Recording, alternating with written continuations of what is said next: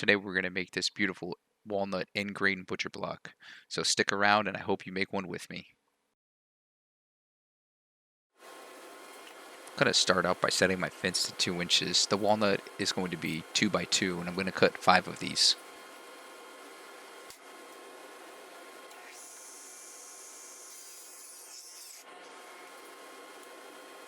And we trip the breaker. Woohoo!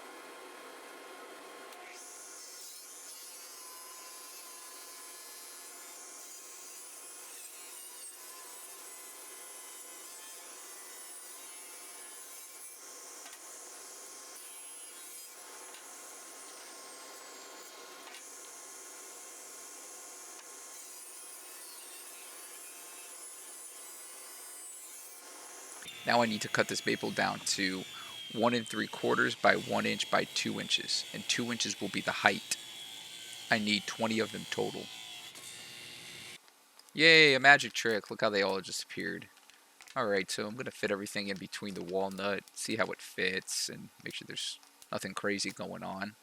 After that, I smash them all together and measure my difference, and then I need to divide that up and figure out how wide the walnut needs to be in between the maple.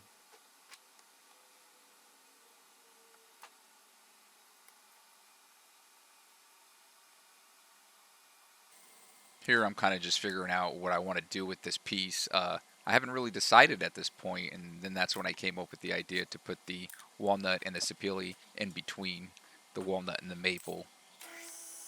I cut 16 pieces of this walnut to 2 inches by 22/32 by 1/4.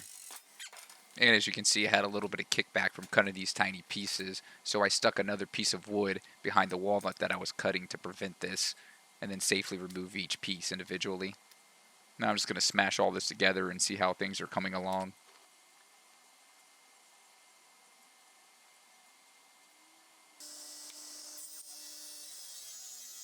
So this is the third wood that I chose for the project, Sapele.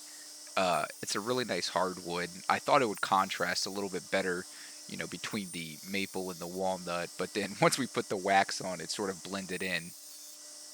I'm cutting 32 of these down to 2 inches in height, 1/4 in width, and 22/32 in length.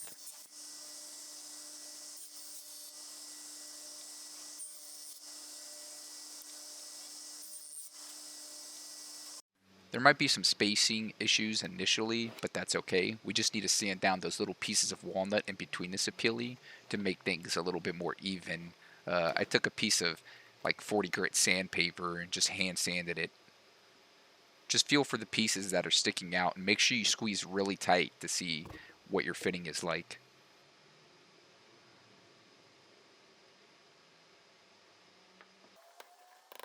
Finally, gluing things together. This is my favorite part. I know this is your favorite part too. It has to be, right? So I'm using, let's see, a Rockler attachment with a roller, which is really cool. It's great for applications like this, and also Titebond Ultimate 3, even though it is in the original bottle.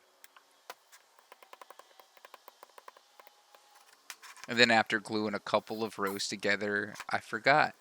I didn't put glue on the sides of the maple. So I had to take it apart and go back and redo that part. So make sure you get all the edges that you need.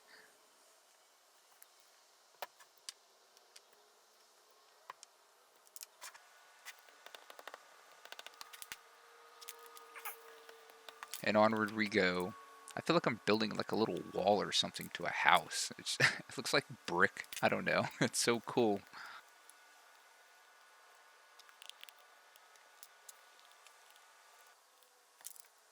And don't forget to push all those little walnut and sapele pieces in nice and flat.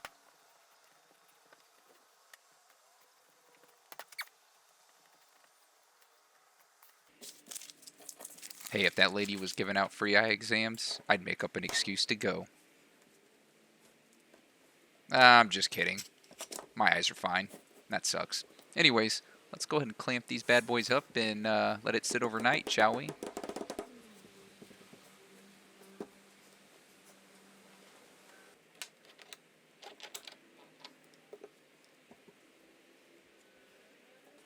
Oh, and I decided to grab a little bit of walnut sawdust to fill in the tiny gaps.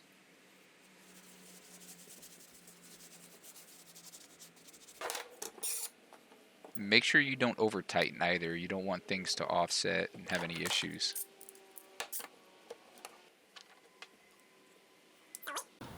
Alright, so we're all clamped up. Pressure's even, except for that one.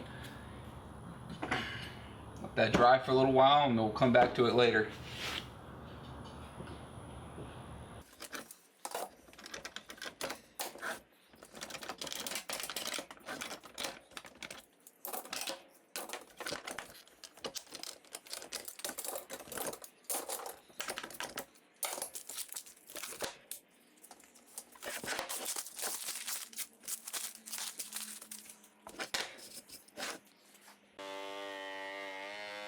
So after I fed this cutie through the planer, I noticed I had some tear out on the edge, and that was because I couldn't rotate it the other way to plane it properly due to the fact that it was too wide for my planer. So I ended up cutting this piece off.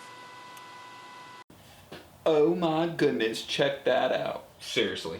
No, this isn't a neck warmer, it's a mask, by the way. We got little holes and stuff, little crevices in between here with the walnut and the sapele. That's because of the little bit of play with the table saw there, and the sanding also, a little hand sanding to kind of get these all to fit together. But other than that, I think once we fill it in with a little bit of glue, we'll be all set, and we'll finish it out and see what it looks like. Let's get to it. So this orbital sander with 40 grit did next to no justice for end grain. I mean, it is the toughest thing I've ever sanded. So I ended up finishing this with my belt sander, and that worked out a lot better, and everything was even still.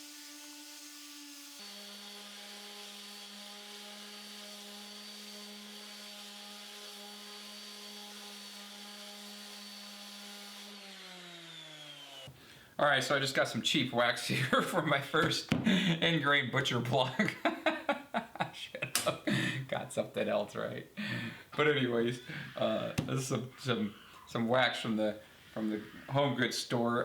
We're gonna go ahead and wipe it on, set it for 20 minutes, and let it sit. So let's get started.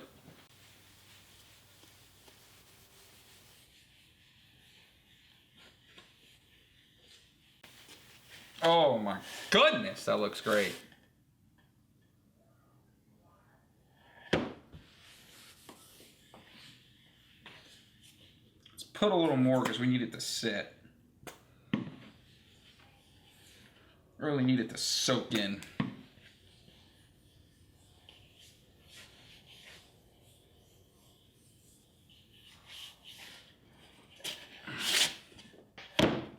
Should be okay sitting down like that for now.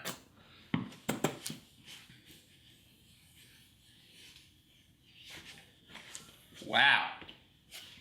The colors.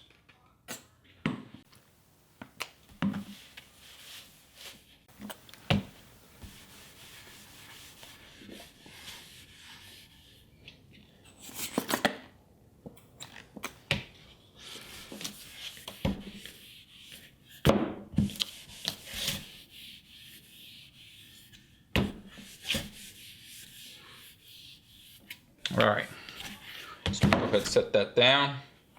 We're gonna let it sit. Let's clean her up.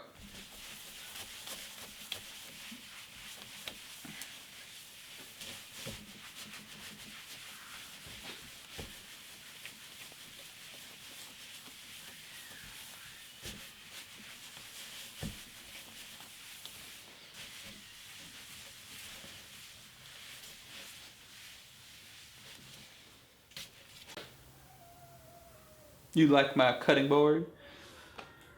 It smells like an orange.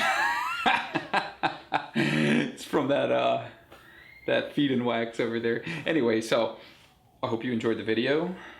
I'm sorry, I just can't stop looking at the sheen and the camera. It's awesome. First time making this end grain butcher block cutting board. So hope you made one for yourself too. Subscribe, okay? Thumbs up, subscribe. I want you to come back. I want you to watch more videos. Getting better every day at this. I hope you are too. That's the point of being here. Learning, okay? Watching videos and learning. That's how I started. I started watching YouTube videos. I learned woodworking, all right? I'm not good at it, all right? I'm not that good at it, seriously. I'm okay. So, subscribe, watch videos, and learn. I'll see you next time.